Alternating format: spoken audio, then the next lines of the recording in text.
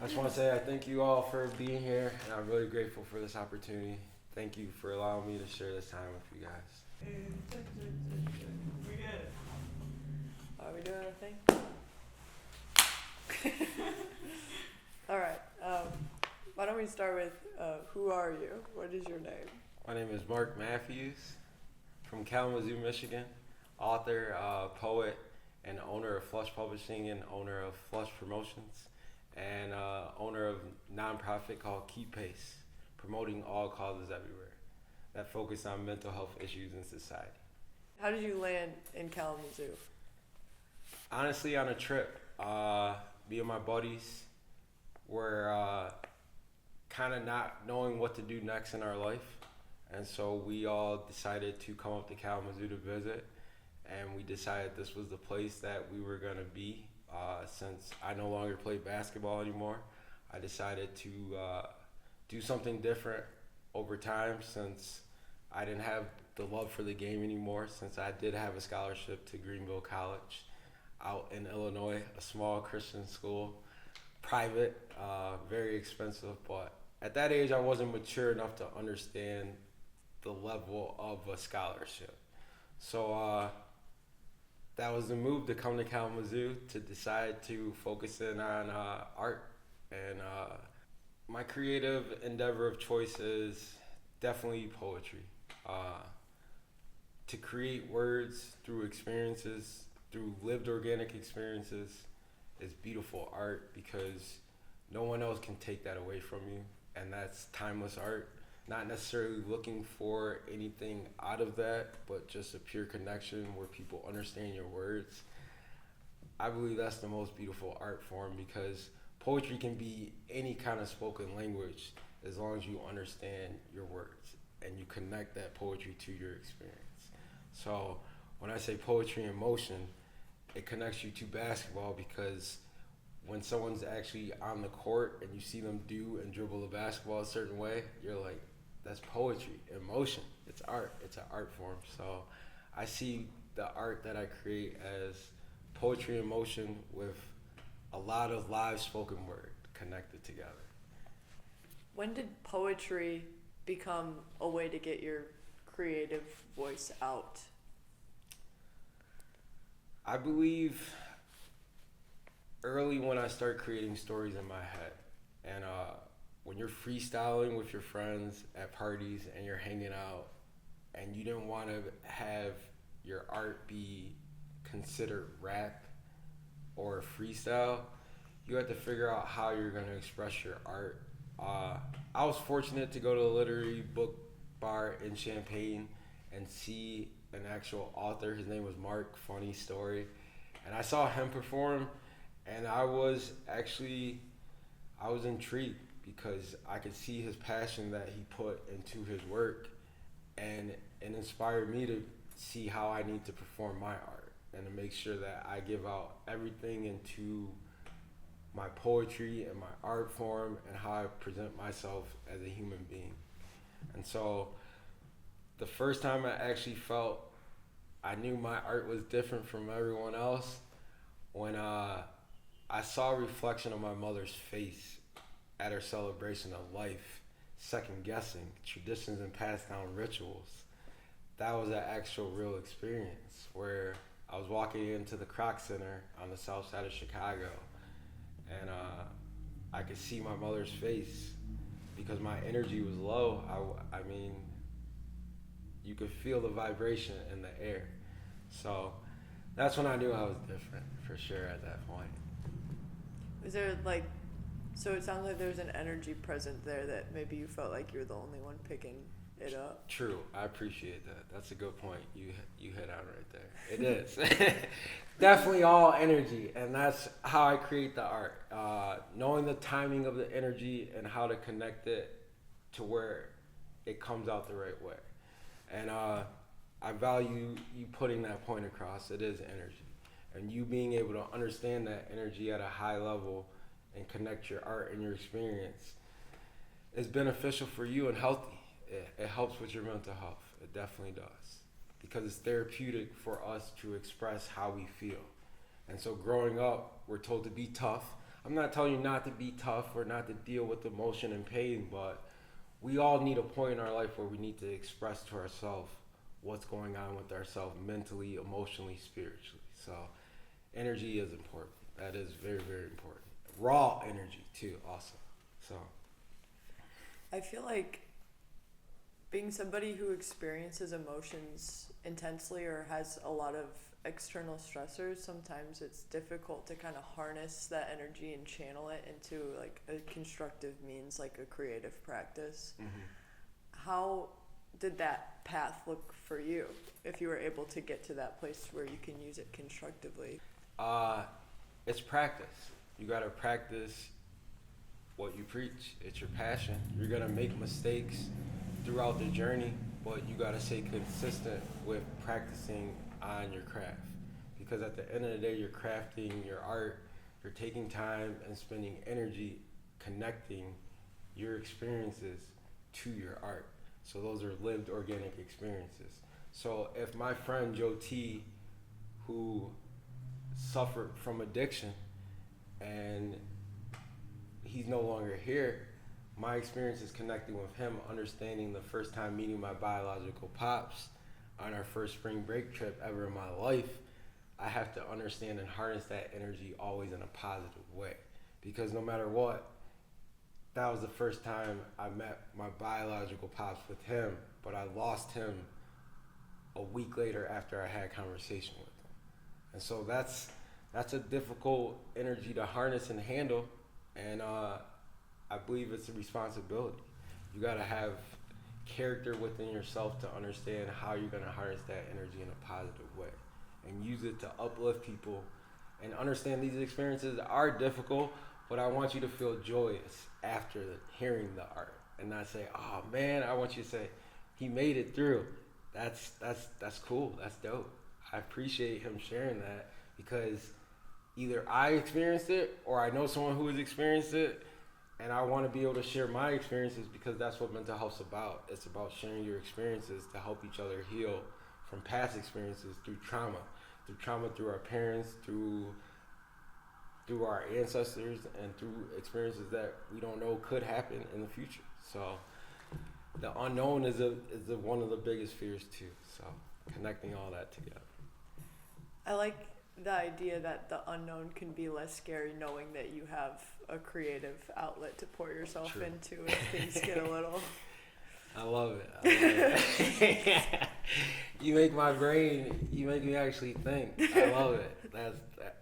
I'm honored. I really am honored. You make me think. I wouldn't mind hearing a little bit about, like, if there were any people in your life who really kind of propelled this vision for you on the kind of impact you wanted to have with your creative work. Quentin Tarantino, honestly, and Martin Scorsese. I looked at it as, if you can visually put your art into words and into film and into audio and into performance, that makes the best art, because you're actually taking the time to direct and produce and put people in place into your story to make it actually work where they feel connected. So if you're washing dishes but you're making an actual DVD and putting people into the experience, and they're saying, what are you doing? But you're only washing dishes, but they know you're actually doing something because you're creating positive energy every time you come into work without complaining about how many dishes you're doing. And you know that, that's a positive outlook of how you're connecting to the community, because then you're giving people some kind of hope to dream again. And so when you go at home and go to sleep, you're like, well, I believe Mark's doing something. I know he's working towards something, towards his goals. And so for me, I'm inspired by the community and by everybody. And that's hard to do, because when you get inspired by that many people and you've seen the effects of homelessness and you've seen the effects of broken minds and the broken system, and you've seen the effects of homelessness at the highest level, it affects you every day.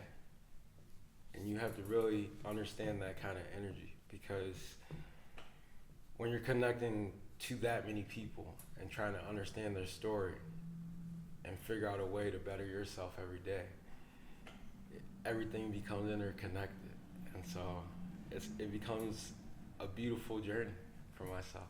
So I feel everybody I feel connected to in some shape or form, mind, body, and spirit. So I think it might be good for us to talk about keep pace, okay. because that's, from what you told me about keep pace, it has a lot of the elements that you're talking about now as an intention for that nonprofit. So if you wouldn't mind kind of going into that a little bit. Yeah, I believe keep pace is important because when you create an idea that connects you to community first, people accepting change everywhere, and then you change it to promoting all causes everywhere, you're really focusing in on helping others before yourself. And it's important to value your mental health. And to me, I believe my mission now is to have it where everyone focuses in on understanding that mental health has no face. And we don't need to judge people who suffer from mental health because it's a reflection of us.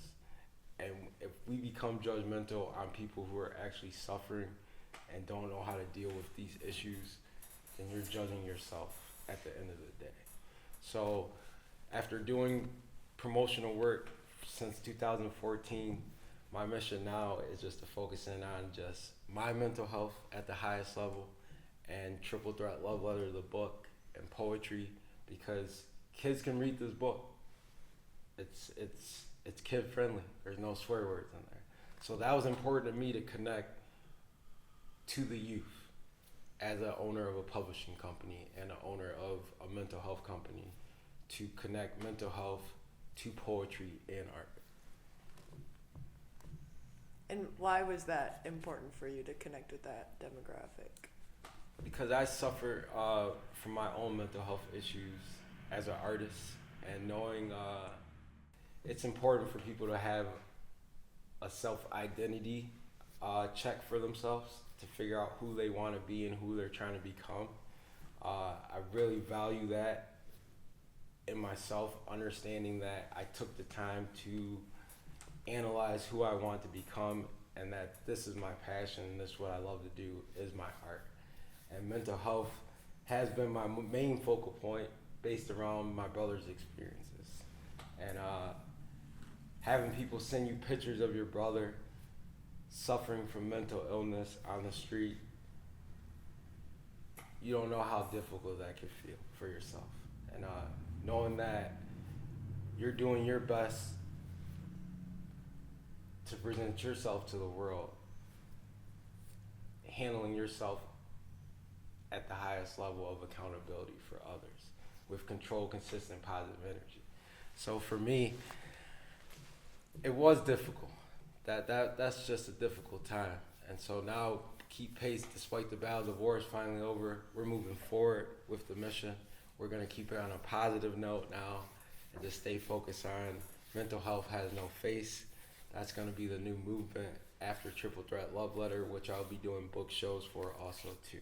So I feel like the natural progression then is to talk about Triple Threat Love Yes. Letter, right? yes. For like, maybe just pretend you're explaining it to somebody who has no idea what you're Okay. talking about. Nice. Well, Triple Threat Love Letter is an ode to my basketball coach, Coach Norton. It's special because in high school, the main focus in sport is to focus on your mental health.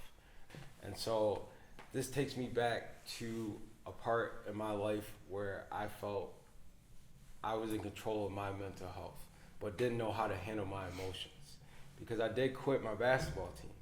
And as a senior point guard, I watched from me being a junior the year before, one of the star basketball players quit the year before me. Was it because of the pressure on the coach, or was it because of the family issues at home?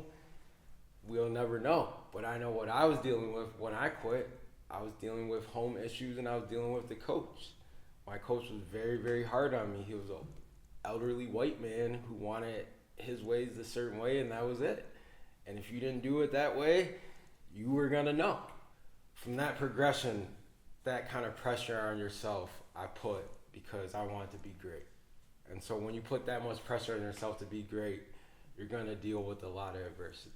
And so everyone who deals with adversity has to learn how to progress and move forward from it. And so Triple Threat Love Letter is an expression of poetry through time, through 2022 all the way to 2025.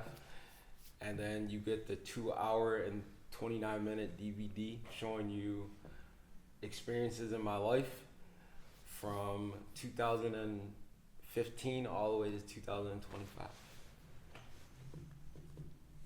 That's a wide range.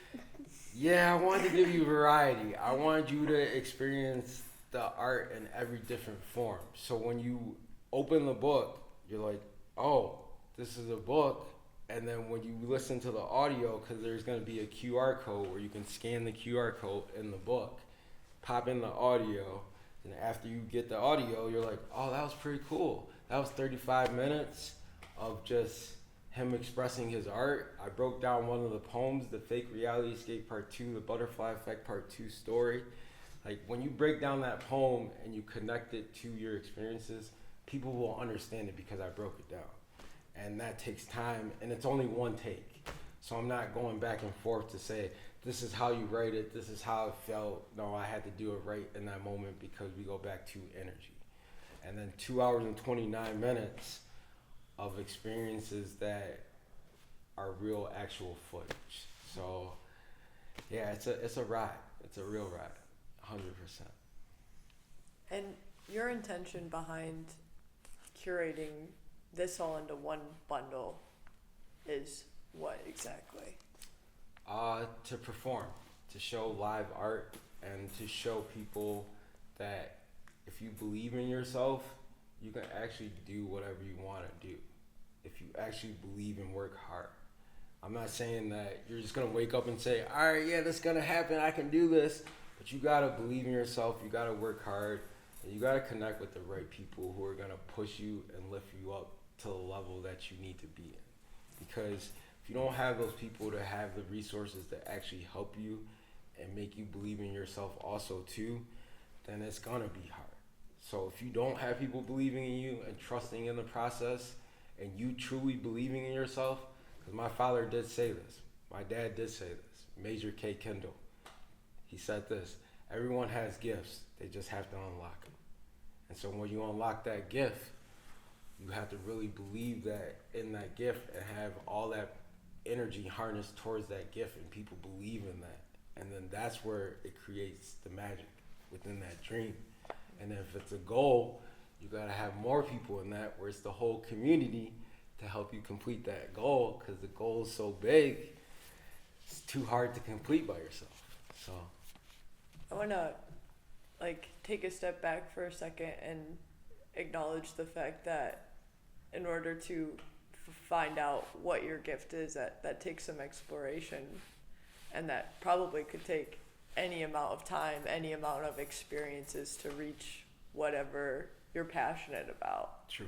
And I think that could, from what I've seen of that video, and just seeing your life through a span of time, mostly in your younger years, True.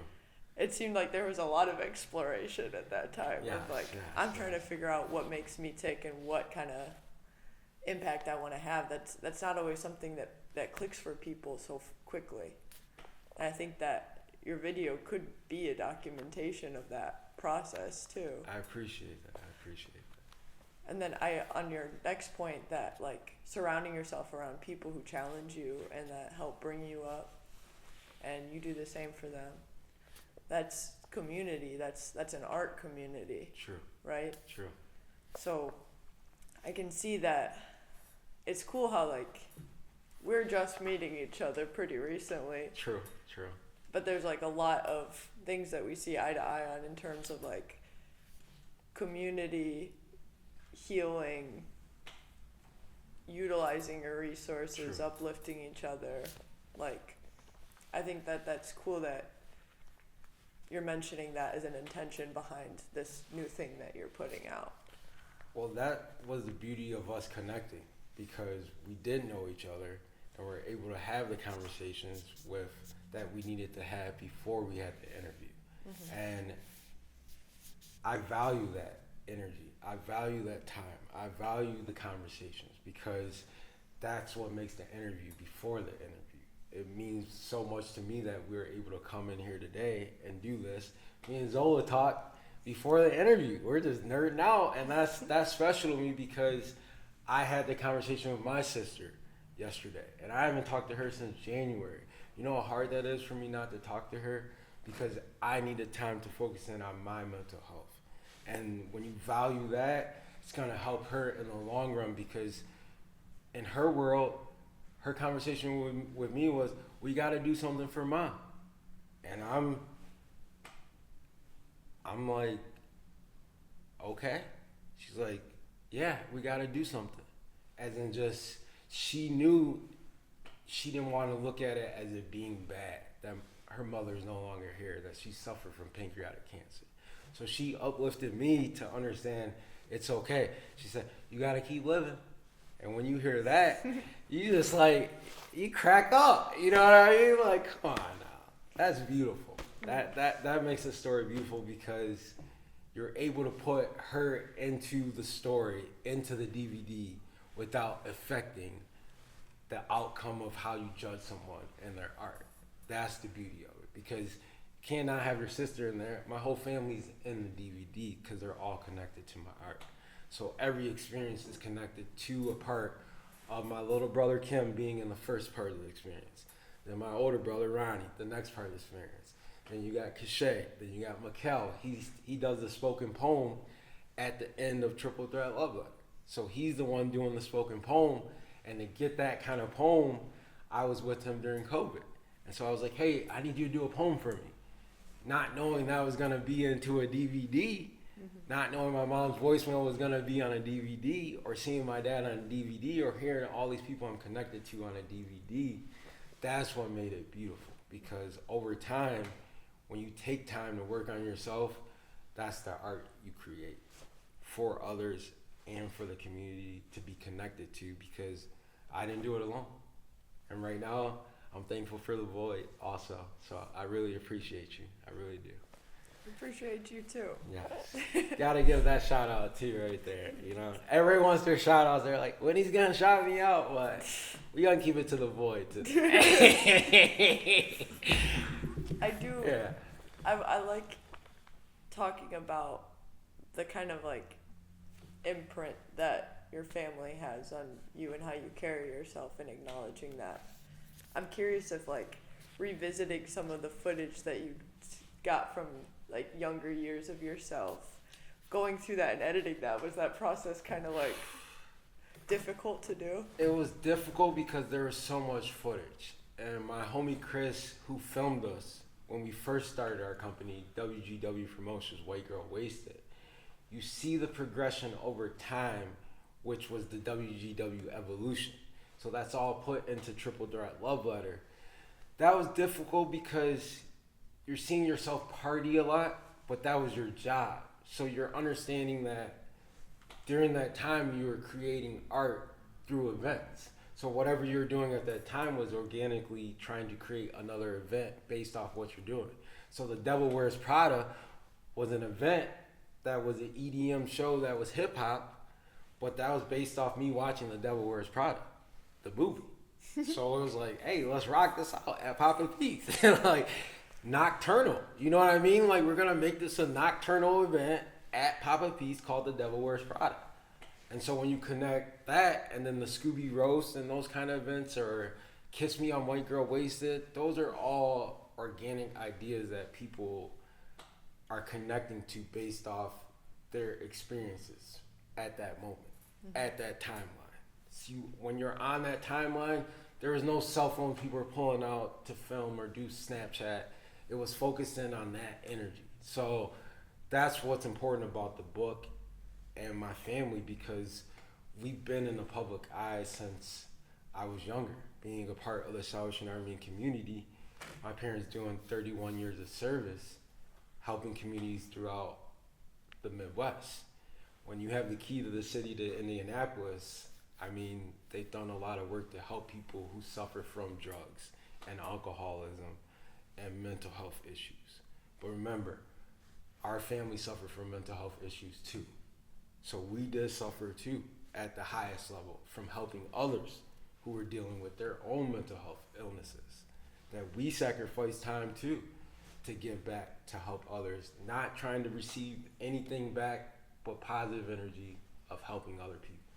So when you grow up in that kind of community in the church, you already absorb to that kind of energy, how it's connected right away.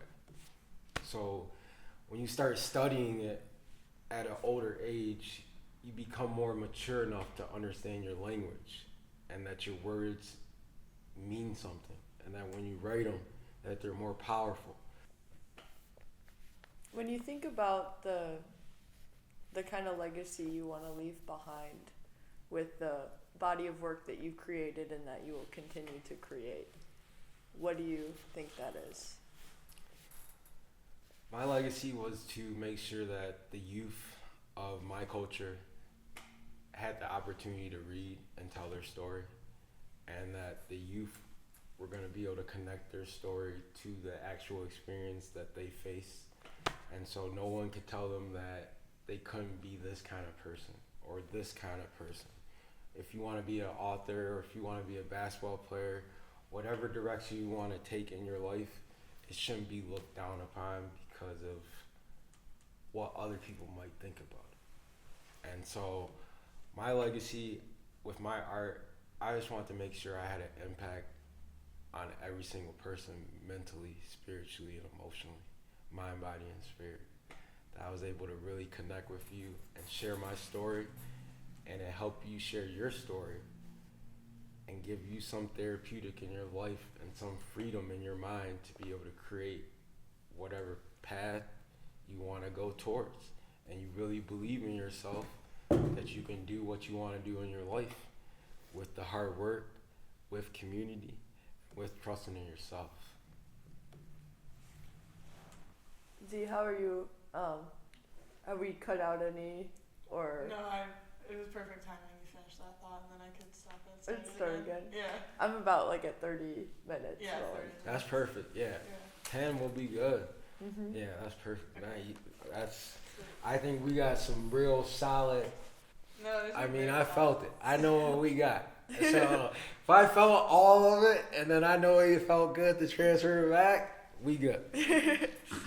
No shout outs. The void only today. That's what it was. You can make shout outs. No, because it'd be a whole, he want a whole list. And like, he forgot me. No, I didn't forget you. This is how I shot everybody out. I put them in the book. I put them in the acknowledgments.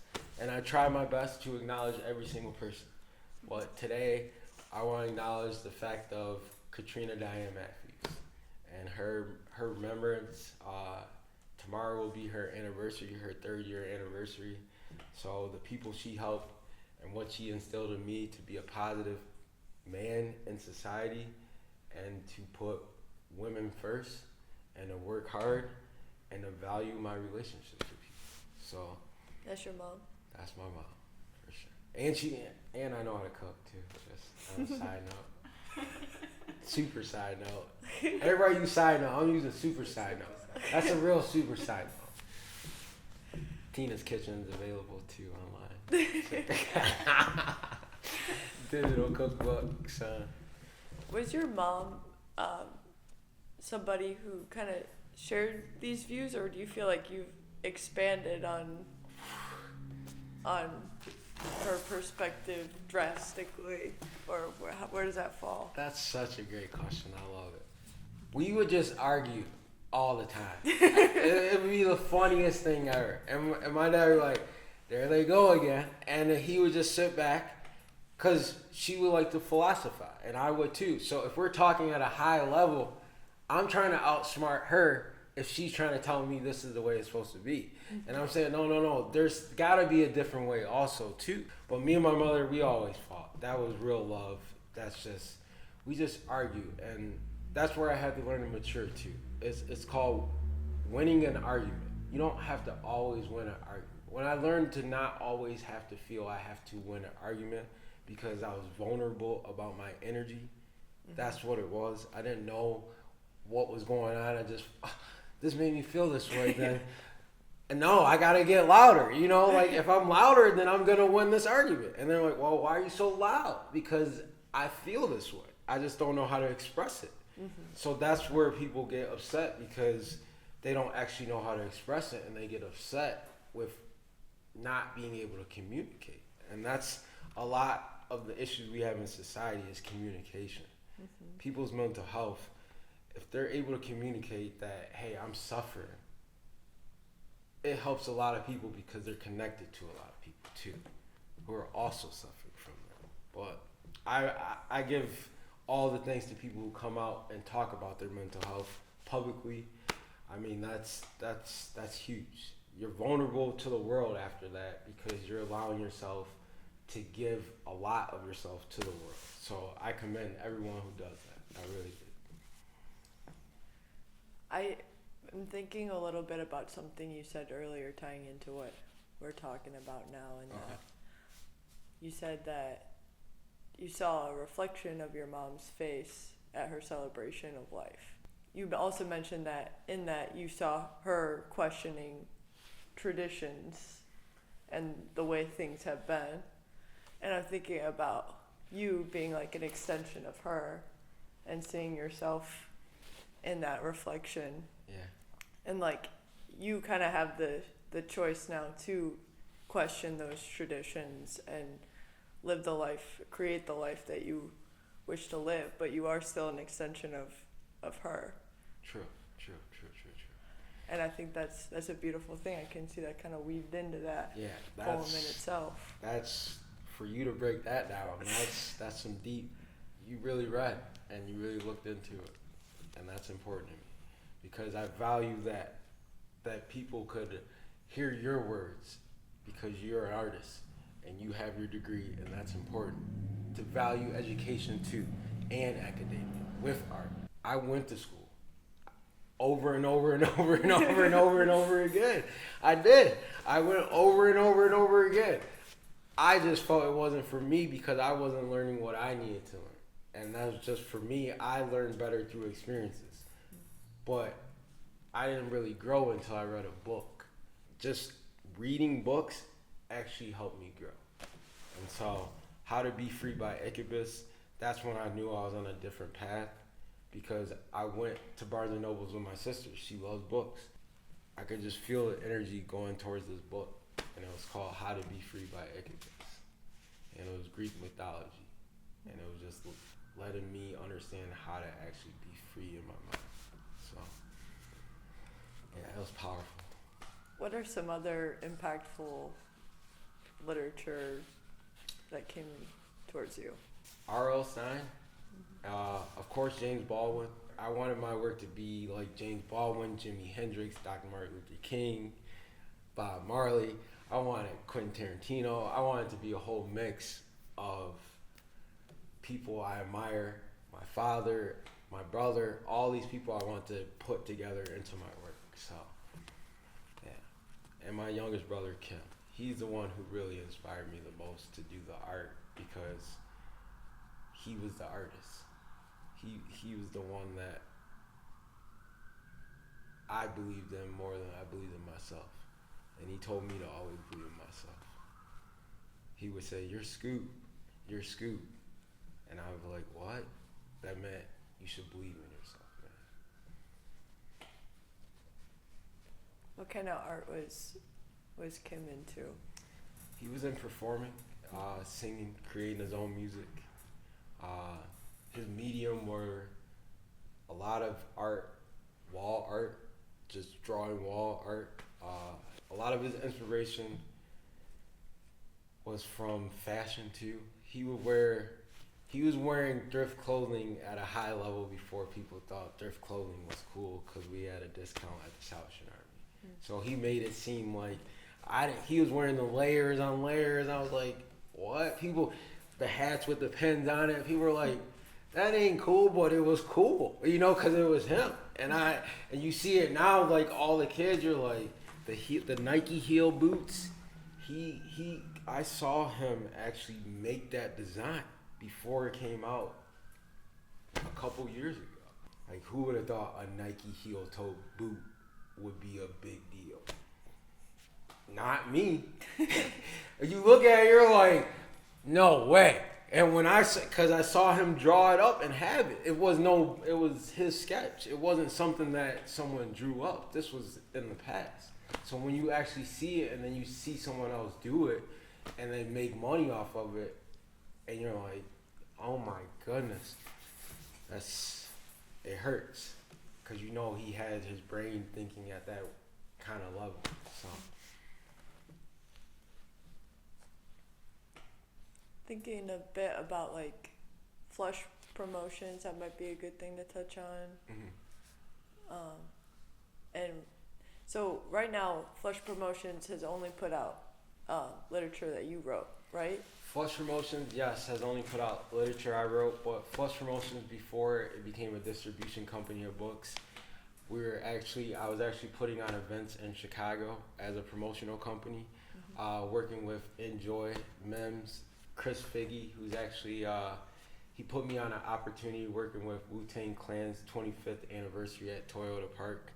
So that was one of the big milestones for Flush Promotions after the rebranding of White Girl Wasted, was promoting for Wu-Tang Clan's 25th anniversary with Jelly Roll, Currency, Yazine Bling, just all headliners that after that point of promotions, what more do you need? So the transition to promoting books, bless you, promoting books is the next route. I do want to promote and write other people's books and help them in the next process, but I want to focus in on nonfiction books because the literature world has a lot of fiction. And so as a small publishing company, you want to stick to just one genre for myself. I just want to put the authentic work out that I know, hey, this is your work. We don't have to worry about it. This is you. This is your story. Let's put it out this way. But it takes time. I was fortunate. I was very fortunate. My parents were hard on me, but to put together a book, it takes a lot of time. And it took a lot of sacrifice. It took a lot of nights where I didn't eat food. I went to the shelter to go get food because I was trying to put my book together. We've talked about Keep Pace. Yes. Flush Promotions. Yes. Triple Threat Love Letter. Yes. Is there any other like big things that I might be missing? Big thing we're working on right now is Mental Health Has No Face. That's my next project. It's coming out in May. It's going to be a fine art print where I work with Eric White, based out of California, and the art guy, and Jake. So we're coming in with a collaborative effort of art to create a masterpiece that represents Keep Pace. It's called Mental Health Has No Face, Always Keep Pace. And it's some great art. I showed Zola a preview of it. So we're trying to put together an event at the Clover Room also too on May 9th, where we would have a couple artists come in from Chicago and from the Kalamazoo area. I have poet Zoe, she's on board. She's a great poet, young literature. So we're bringing in the youth also right away, and some people who would want to sell art around the community. And then with my work, just the book fairs are coming up. And if you want to support art, go to my website, questionmark.life, QUESTIONMARK.LIFE. And I appreciate all the support and everyone who's been along on this journey. And I'm very grateful, and I'm always thankful. Always keep pace. Where can people who are interested in experiencing Triple Threat Love Letter, where can they access that? Well, you can go to the website and or my Instagram. When you click on my Instagram at Flush for Life, FLUSH, and then the number 4, LIFE, and when you click, on the website, questionmark.life. It'll show you the products. And then if somebody orders a triple threat love letter, what can they expect to be in that? They can get the Spoken Poems book itself with the audio with the QR code, or you can get the DVD, which is 2 discs with the Spoken Poems inside also too. And then available in May will be a poster of the No Face. Mental Health Has No Face, Always Keep Pace print. Live on Love. Is there any kind of final thoughts or any, last little mental lingerings you want to put out there? Yeah, my friend Mary Zach, she was battling cancer, and she's from Oswego, Kalamazoo area, and she lost her life last month, and she was making a real impact on the community of raising awareness for the water being dirty and poison, and people dying from cancer in her family and her surrounding community. She was at the level of connecting with Erin Brockovich. She was able to connect with her and have the conversation about the research she did towards the poison water in Kalamazoo. So God rest her soul. I miss you all. I love you. Always and forever. Keep pace.